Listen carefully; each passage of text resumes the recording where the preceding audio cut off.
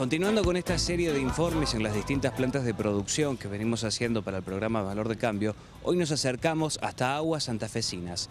Esta planta es donde se procesa todo el agua que vemos detrás nuestro, la del río Paraná, y llega a la canilla que está en cada una de sus casas. Es por eso que nos acercamos hasta el gerente de Relaciones Institucionales, Guillermo Lanfranco.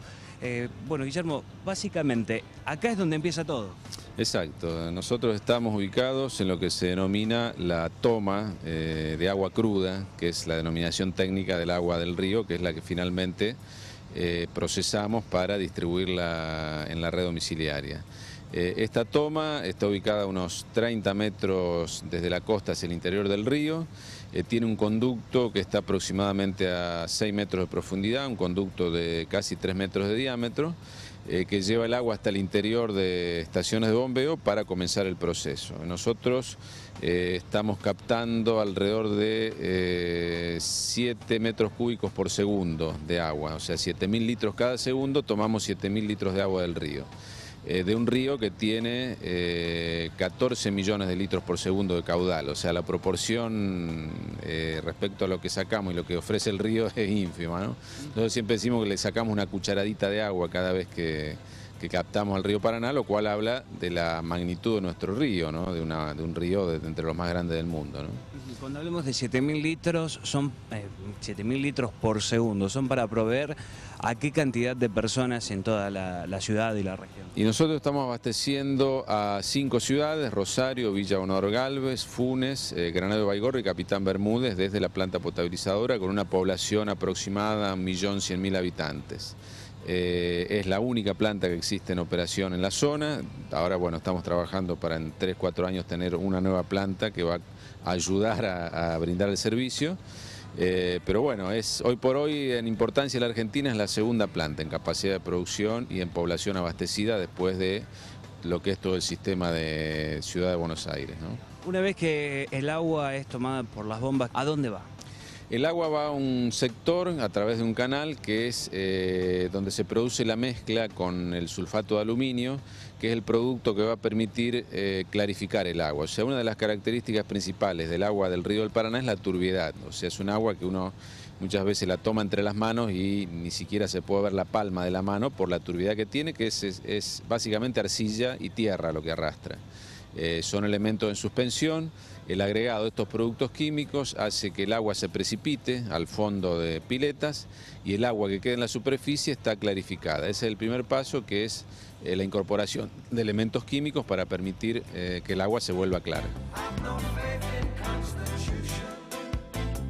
Estuvimos recorriendo con Guillermo Lanfranco todo este proceso, desde que ingresa el agua cruda, como nos explicaba, hasta llegar a ver el agua casi cristalina en este lugar. Bueno, ¿qué es todo este recorrido que hicimos? ¿Qué es lo que vimos?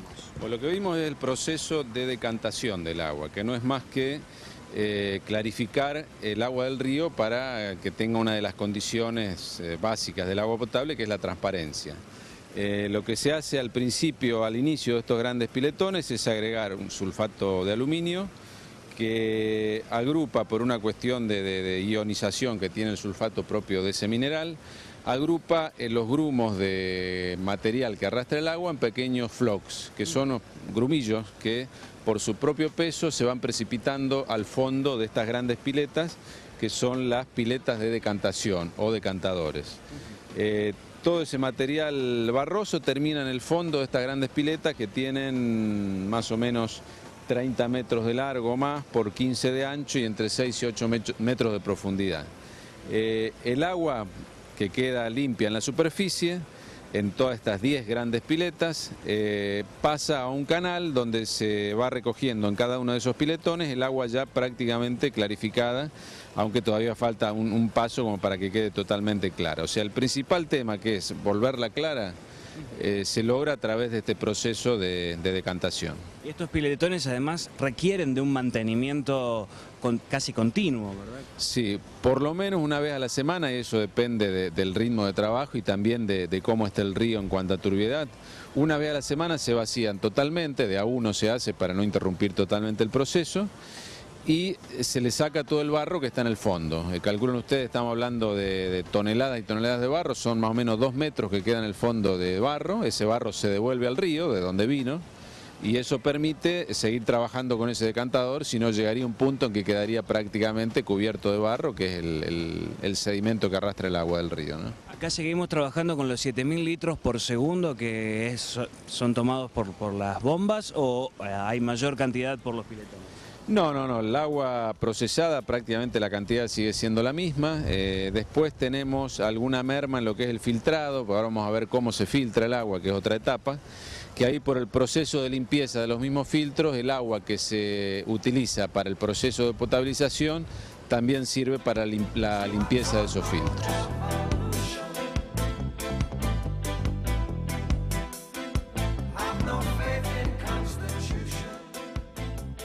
Decíamos que pasábamos al otro proceso, el proceso de filtrado, y estos son los filtros que terminan de clarificar el agua. Exactamente, lo que vemos aquí son los denominados filtros rápidos. El agua que ustedes ven ingresando ahí con ese movimiento es la que viene de los decantadores. Debajo de esa agua hay capas de arena de distinta granulación, de mayor a menor. ¿Esto qué permite? Que cualquier sedimento que haya quedado en el agua es retenido por esas capas de arena, y el agua por abajo, a través de toberas, termina yendo hacia otro sector, ya prácticamente lista para su distribución.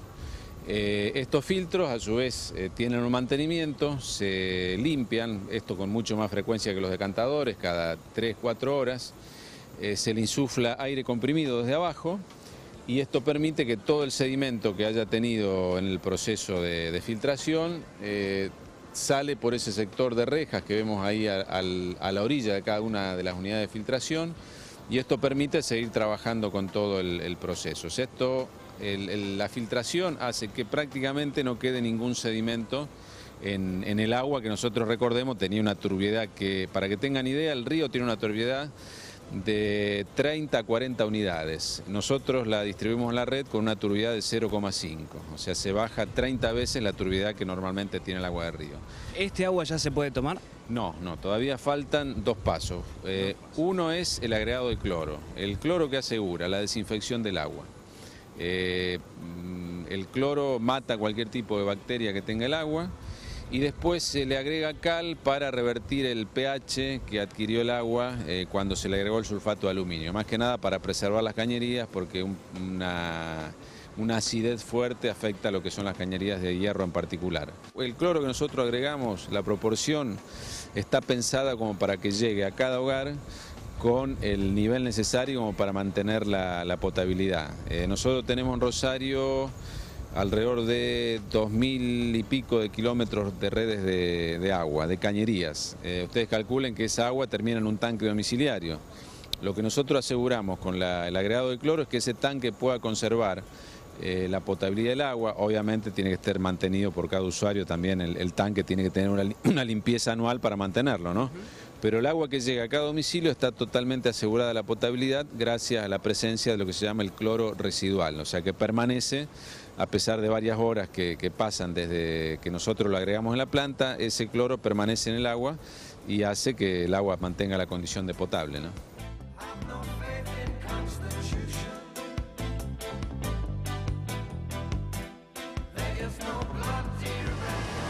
Estamos en este momento en el laboratorio de planta, en el lugar donde están los filtros rápidos.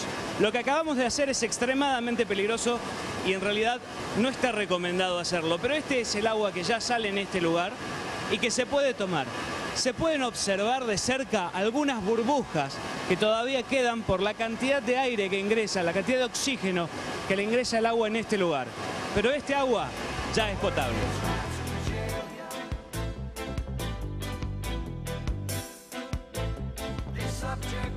En una planta que tiene aproximadamente de superficie lo que ocupan 3 manzanas, donde trabajan 350 operarios. Una planta que consume lo mismo que 30.000 hogares en materia de energía eléctrica. Es lo que hace que 5 ciudades puedan recibir el agua potable. Hoy hicimos el recorrido por la planta de purificación de aguas santafesinas, Sociedad Anónima.